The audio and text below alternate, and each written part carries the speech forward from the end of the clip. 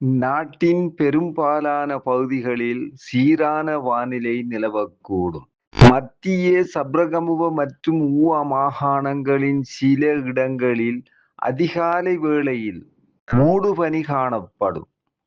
கடல் பிராந்தியங்களை பொறுத்தவரையில் நாட்டை சூழவுள்ள கடல் பிராந்தியங்களில் சீரான வானிலை காணப்படும். கடல் பிராந்தியங்களில் மணித்தியாலத்துக்கு 20 முதல் 30 கிலோமீட்டர் வேகத்தில் தென்மேற்கு திசையில் இருந்து அல்லது மாறுபட்ட திசைகளில் இருந்து காற்று வீசும். நாட்டை சூழவுள்ள கடல் பிராந்தியங்கள் மிதமான அலையுடன் காணப்படும்.